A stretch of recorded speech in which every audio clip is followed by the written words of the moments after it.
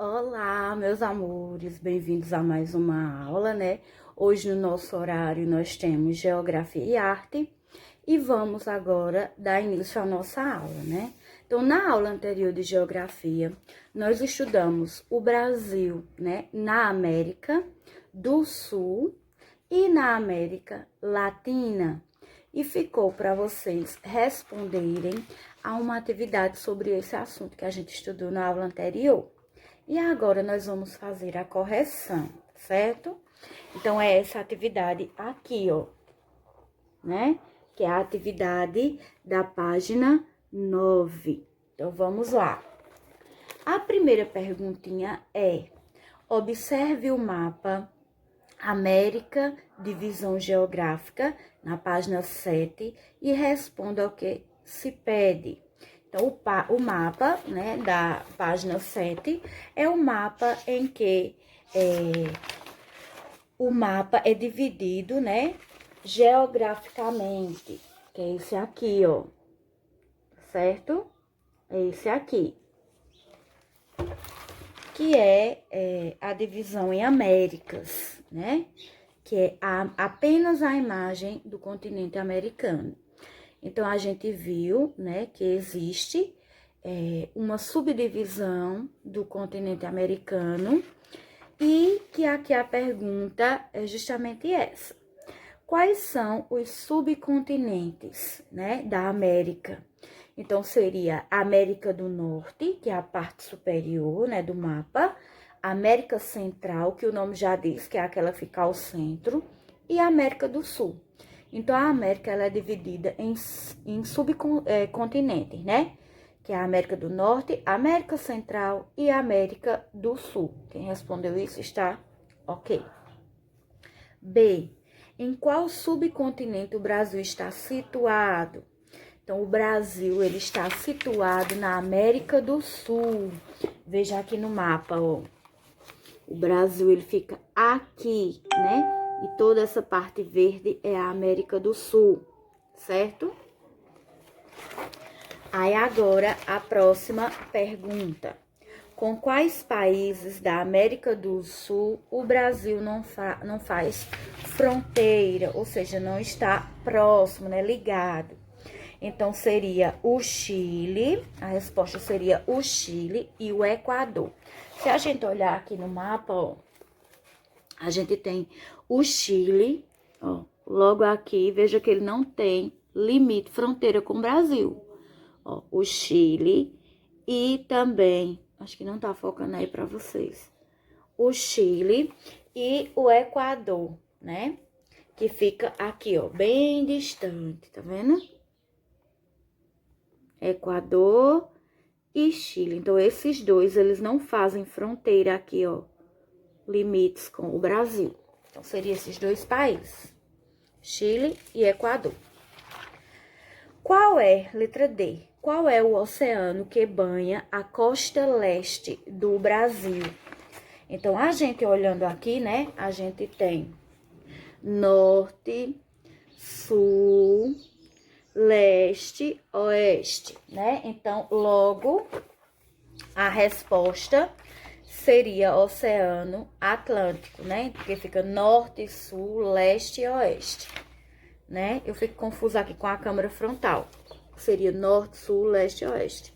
Então, aqui seria o Oceano Atlântico. Aqui o nome do oceano, ó. Oceano Atlântico, que abrange todo esse lado aqui, leste do nosso país, o lado leste. Lembrando que aqui é norte, aí aqui é o sul do continente, leste e oeste. Agora, quais são os países da América do Sul que não são banhados por mares ou oceanos?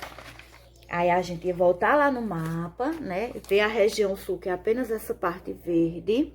Então, os que não são banhados por nenhum oceano, nem Pacífico, nem Atlântico, é Bolívia. Aqui, ó, ela não é banhada por nenhum. E essa aqui, deixa eu ver se eu enxergo, né?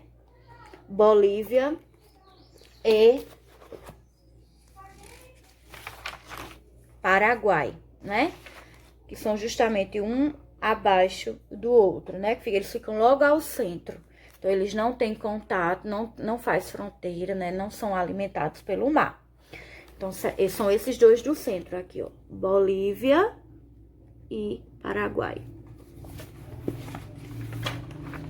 Agora, 2. Observe o mapa da regionalização da América segundo as semelhanças socioeconômicas e culturais da página 8, né? Então, já é aqui a América divisão conforme as semelhanças socioeconômicas, já é esse aqui da página 8.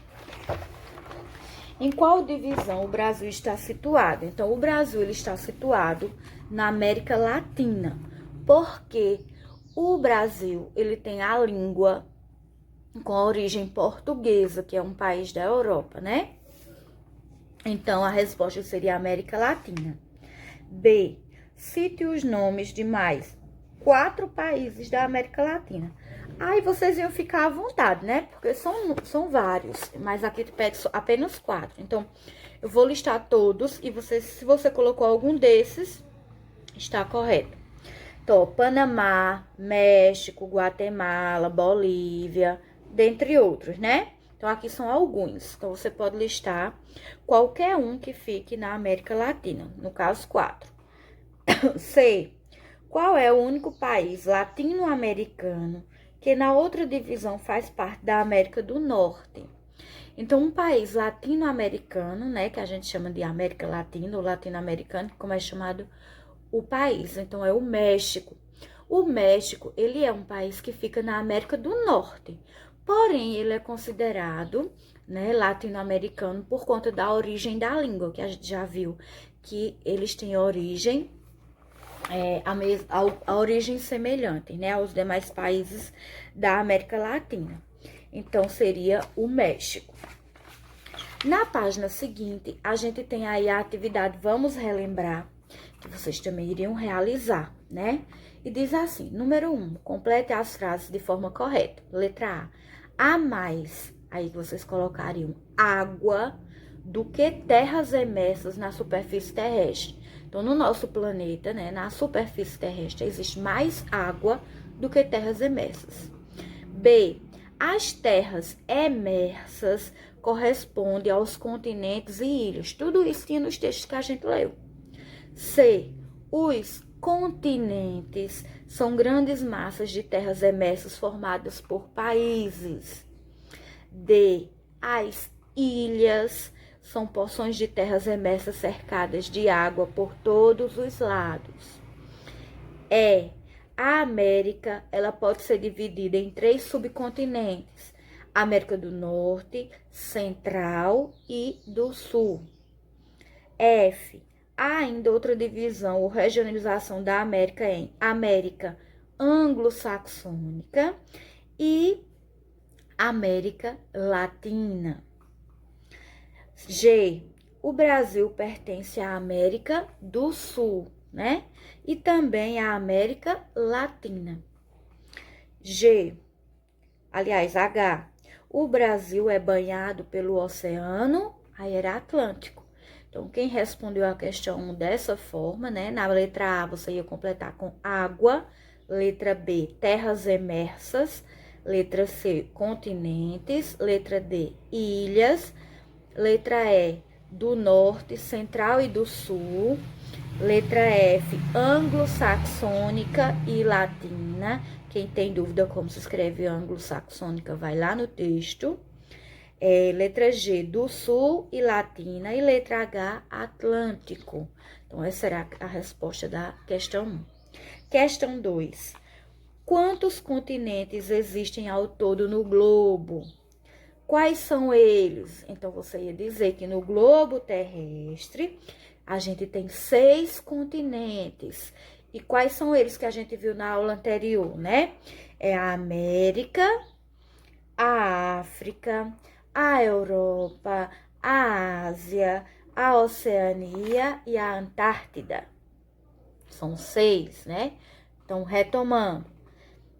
São 6 continentes, que é América, Europa, Ásia, Oceania e Antártida e África, né? América, África, Europa, Ásia, Oceania e Antártida, tá certo? São esses 6 continentes que formam o globo terrestre. 3. Qual o nome da massa continental formada pela Europa e pela Ásia, né? Porque a gente viu que eles são considerados continentes diferentes, porém eles pertencem à mesma massa, né, continental. Então, eles são chamados geologicamente, a Europa e a Ásia, elas formam uma só massa continental. Porém, elas são chamadas de Eurásia, que é a união da palavra Europa com Ásia, né? Então, fica Eurásia. Apesar disso, elas são estudadas separadamente devido às diferenças culturais, econômicas e históricas de cada continente. Então, geograficamente, a localização geográfica delas é na mesma massa continental, porém elas são consideradas continentes diferentes por conta das diferenças culturais, econômicas, sociais, dentre outras. Então, era essa a resposta da questão 3. Questão 4. A Antártida, ela possui povos nativos. O que podemos encontrar nesse continente? Então, a Antártida, ela não possui povos nativos. Porque, como eu disse para vocês, lá é muito gelado, muito frio. Então, a Antártida, ela não possui povos nativos em seu território. Mas é possível encontrar bases de estudos e pesquisa pertencente aos demais países do globo. Isso aqui você também ia achar nos textos. 5. Qual a causa da diversidade étnica encontrada nos países e continentes do globo? Porque todo mundo não tem a mesma cultura, as mesmas tradições, né? Nos continentes que a gente viu que são 6. Então, o desenvolvimento histórico, ou seja, cada um se desenvolveu historicamente de uma forma.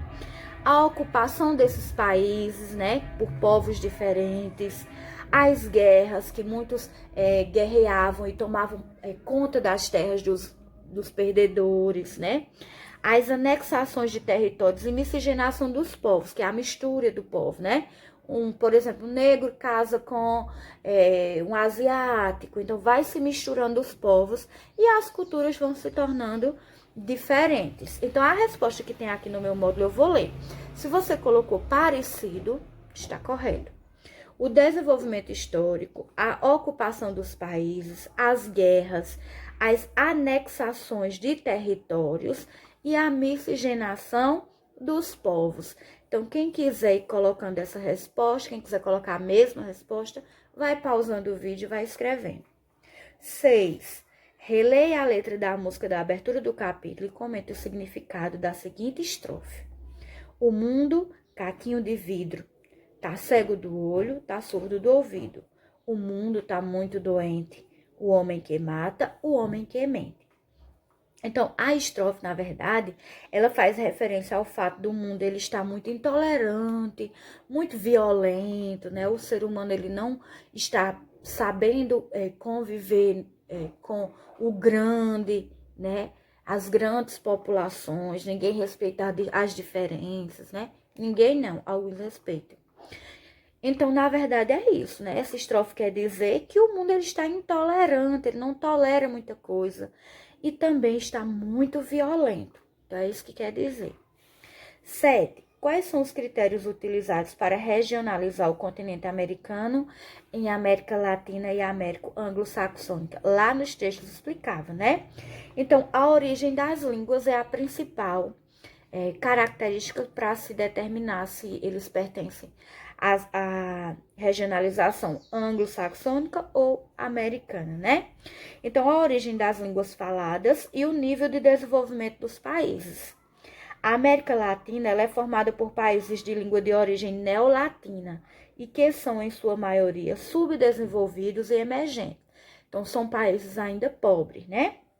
A América anglo-saxônica é composta por países de língua anglo-saxônica e predominantemente desenvolvidos. Então, são países mais desenvolvidos, né, economicamente. Então, essa é a divisão e isso você ia achar nos textos de estudo, né, que a gente viu na aula anterior.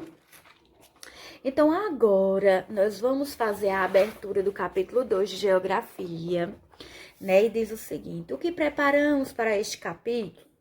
Neste capítulo, vamos trabalhar os contrastes existentes no mundo e, para isso, serão utilizados mapas com indicadores socioeconômicos, de modo que possam ser estabelecidos diferentes grupos, estabelecidos alguns parâmetros entre os diferentes grupos de países. Também estudaremos como estes contrastes podem ser percebidos e analisados no Brasil. Para iniciar, né, a gente tem um texto aí de Antônio Filho Pesce, que a gente vai ler agora. Então, me acompanhe. O título desse texto é Imaginem. Imaginem todos vocês, se o mundo inteiro vivesse em paz. A natureza talvez não fosse destruída jamais. Russo, cowboy e chinês, num só país sem fronteiras. Armas de fogo seria tão bom se fossem feitas de isopor. E aqueles mísseis de 1000 megatons fossem bombons de licor. Flores colorindo a terra, toda verdejante, sem guerra. Nenhum ser tão rico, nem outro tão pobrinho. Todos num caminho só, rios e mares limpinhos, com peixes, baleias, golfinhos. Faríamos as usinas e bombas nucleares virarem pão de ló. Imaginem todos vocês um mundo bom que um Beatle sonhou, né? Beatle é uma banda, né? Muito famosa no passado.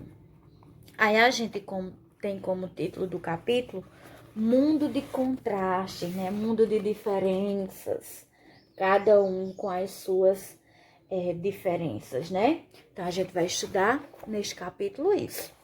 Então, a gente tem aí a atividade para iniciar, que diz o seguinte: o autor da música descreve um tipo de mundo e pede para que as pessoas imaginem um outro diferente.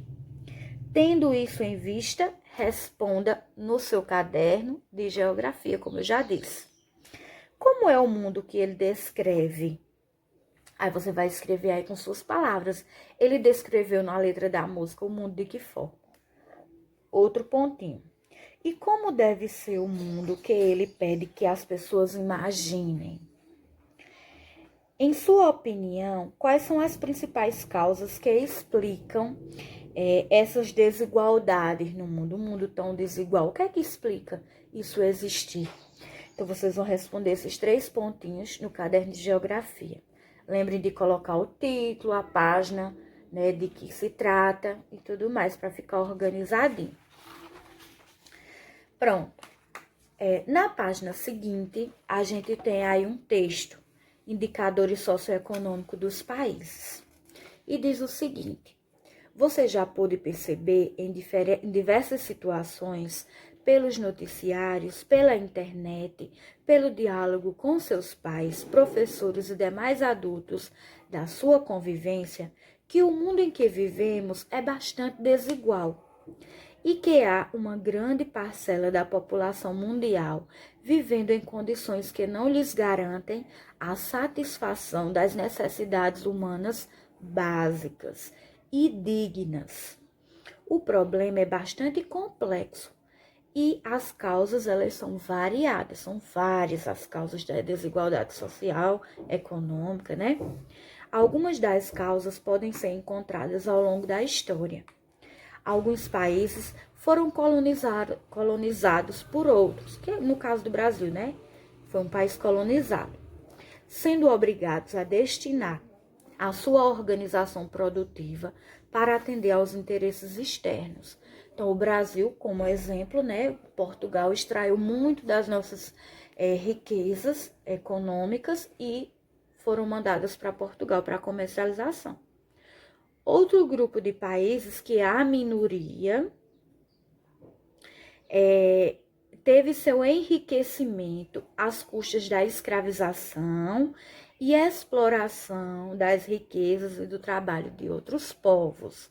Então, são poucos países que são ricos, desenvolvidos, mas, porém, eles chegaram a esse patamar por conta da escravização e da exploração do trabalho de outros povos, né?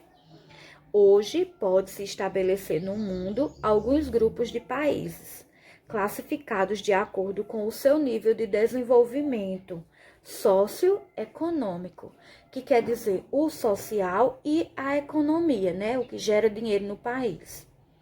Tal classificação não homogeneiza estes grupos. Homogeneiza não mistura esses grupos, né? Sendo importante ressaltar que existem diferenças internas marcantes dentro de cada um. Observe o mapa a seguir que ilustra os países classificados nesses grupos. Aí aqui nesse mapa, minha gente, vocês vão observar ele direitinho aí, né? O título desse mapa é Nível de Desenvolvimento Econômico dos Países conforme as Nações Unidas, que é a ONU, né? Que é um órgão que defende, que estuda todos os países do mundo. Então, aqui, ó, de verde são os países desenvolvidos. Vejam que são pouquíssimos, né? Países em desenvolvimento é o amarelo. Economias em transição, ou seja, eles estão mudando de um nível para outro. E países menos desenvolvidos, que são os vermelhos, né? Veja que o nosso país, o Brasil, está na cor amarela, ou seja, o Brasil está em desenvolvimento, certo? Essa classificação, desenvolvida pela Organização das Nações Unidas, a ONU, agrupa os países conforme o nível de desenvolvimento econômico. Podemos estabelecer comparações acerca do nível de desenvolvimento dos países por vários indicadores. Então, pode ser, por exemplo, a taxa de mortalidade infantil, que é o número de crianças que morrem, né? A taxa de analfabetismo, pessoas que não leem, não conhecem a leitura, né? Acesso à água potável, desnutrição, renda per capita, que é a renda por pessoa, né? O valor em dinheiro por pessoa, o IDH, a expectativa de vida ao nascer, entre outros. Então, são vários indicadores para se classificar um país em desenvolvido, em desenvolvimento, ou um país menos desenvolvido. Organizações mundiais como a ONU utilizam esses indicadores para investirem em programas de combate à fome, estímulo à educação de base, combate à mortalidade infantil, entre outros. Agora, minha gente, na página seguinte, a gente tem o texto Índice de Desenvolvimento Humano, que é essa siglazinha aí, o IDH. O IDH é o indicador que mede o crescimento social de um país em 3 dimensões básicas de desenvolvimento humano. O primeiro indicador é a educação, depois a saúde, depois a renda. Ele varia de 0 a 1, sendo que próximo a 1 indica tratar-se de país desenvolvido. Então, os países que estão próximo do 1 são aqueles que estão mais desenvolvidos, tá certo? Enquanto mais próximos de 0, permite considerar os países com menos desenvolvimento. Então, os países que têm um número mais próximos de 0 são aqueles que estão em maior dificuldade. Aqueles que estão distantes de 0 e começando a se aproximar de 1, podem ser considerados como países em desenvolvimento ou emergentes, ou seja, que estão subindo, né, de nível. Então, a gente tem aí uma tabela, né, de países e de continentes, e tem o IDH na frente, né? Por exemplo, no continente africano, que tem aí, ó, continente África, a gente tem o país de Angola. Então, ele tem 0,581 de IDH. Brasil, que fica na América do Norte, né, o continente, tem 0,926, ou seja, está bem próximo do 1, né?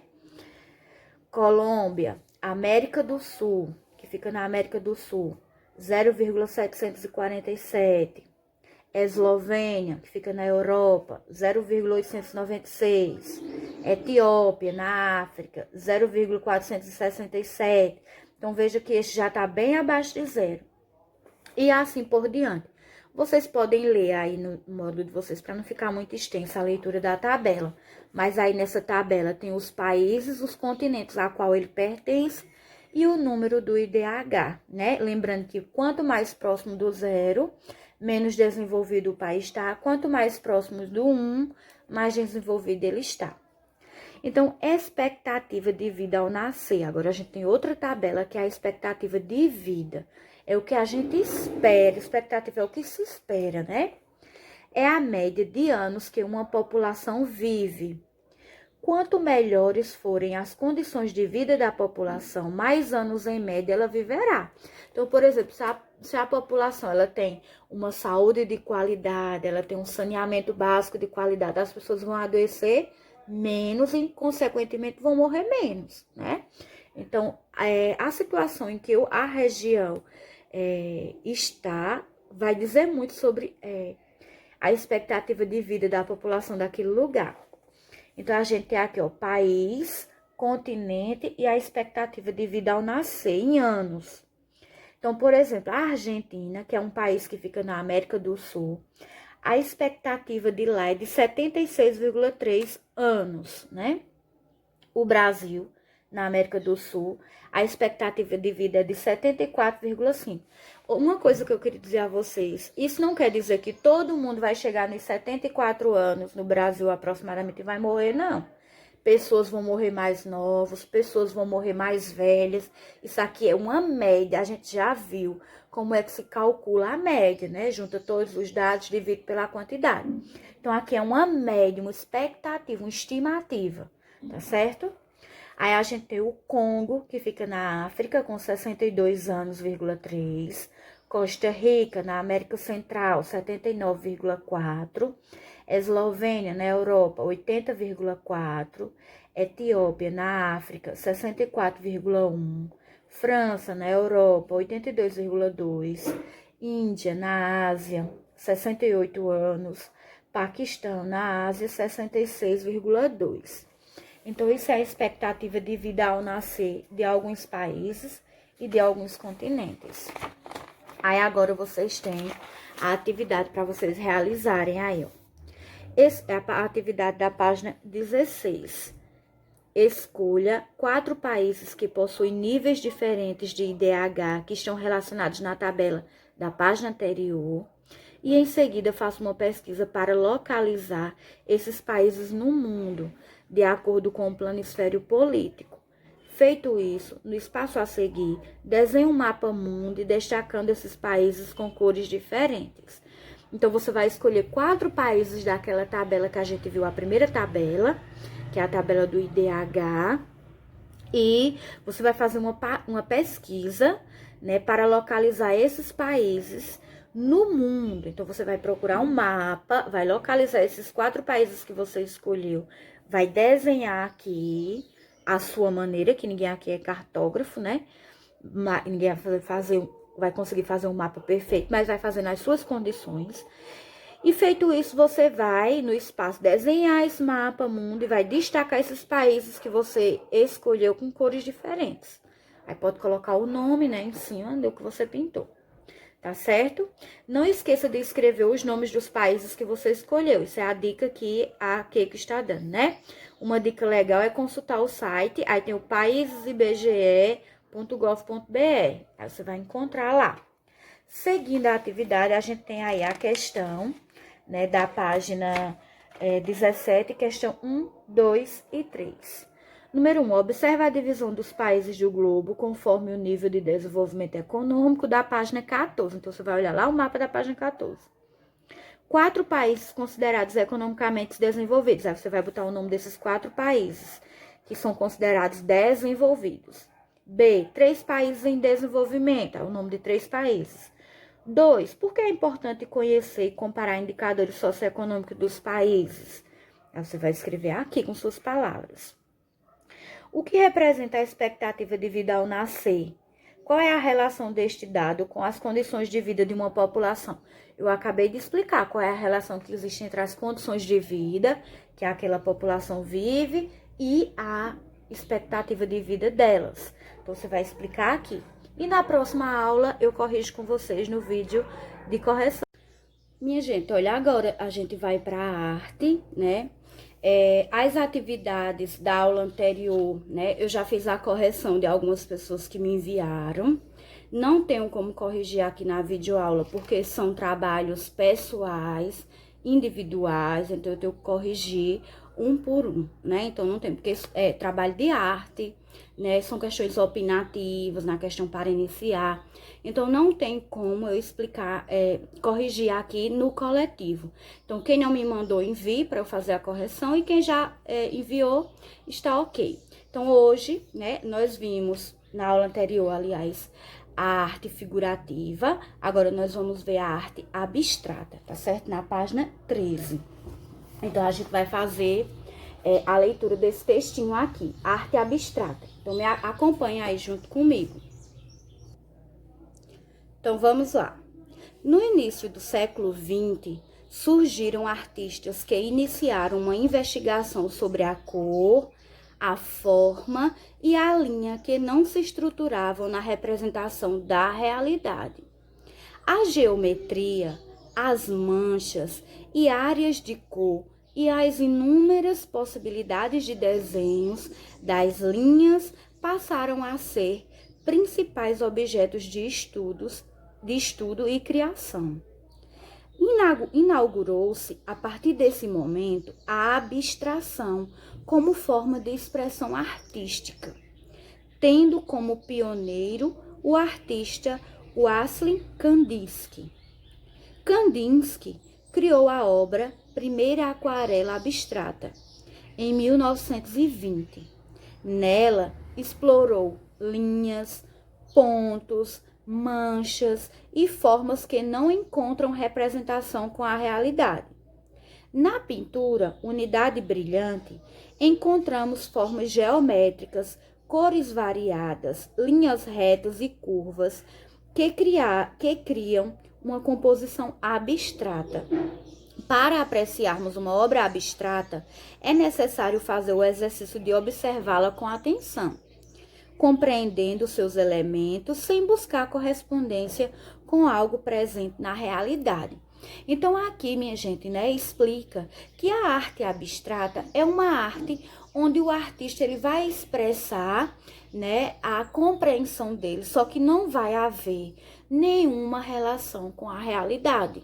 Ou seja, você olhando para a obra daquele artista, você não vai fazer um comparativo com algo que exista. Como a gente viu na arte figurativa, né? Ele é um desenho de observação. Você vai observar os detalhes de alguma figura, de um poema, de uma música, e vai representar algo real, algo que exista, que você possa fazer essa relação com algo que exista. Na arte abstrata, isso não acontece. Você olha e diz, o que é que ele quis pintar aqui? O que é que ele quis passar? Porque não se parece com nada que eu conheço. Por quê? Porque a arte abstrata, ela não faz relação com algo da realidade. É apenas a expressão artística do artista, tá certo? Então, como exemplo, né, a gente tem aqui uma obra de Kandinsky, né, que é o Wassily Kandinsky, que ele foi o pioneiro, ou seja, o primeiro a usar essa técnica de arte, né? A arte abstrata. E a gente tem aqui a tela dele, que ele deu o nome de Unidade Brilhante. Veja que aqui nessa tela ele usou muita a geometria, né? Que tem círculos, quadrados, linhas. E também usou as cores, né? As formas. Então, veja que quando a gente olha aqui, a gente não lembra de nada que a gente conheça, né? A partir daqui a gente vê que é um desenho abstrato que ele fez a partir da sua criatividade, da sua inspiração, porém não se parece com nada que exista, nenhum objeto, nenhum lugar que nos remeta a algo real, tá certo? Então essa é a arte abstrata. Na página seguinte, a gente tem aí, né, uma breve biografia do artista Pablo Picasso, né? E diz assim: o artista plástico espanhol Pablo Picasso é considerado o maior artista do século XX. Seu mérito estava na capacidade de inovar o estilo de arte. Então, ele sempre fazia algo novo, né? Sem ter medo de quebrar os padrões. Vimos que os artistas russos trabalhavam muito a arte abstrata.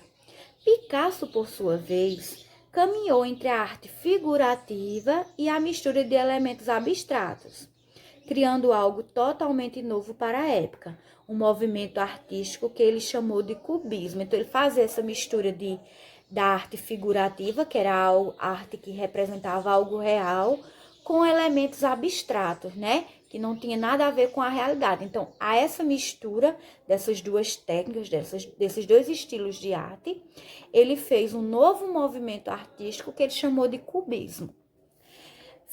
Aí a gente tem a fotografia aí do pintor espanhol Pablo Picasso, né? Que é essa aqui, ao lado. E abaixo a gente tem uma obra dele, né? E diz assim: perceba como o artista espanhol Pablo Picasso utilizou elementos abstratos para criar esta obra figurativa. Apesar da deformação e da desproporção, ainda continuamos percebendo que se trata do retrato de uma mulher.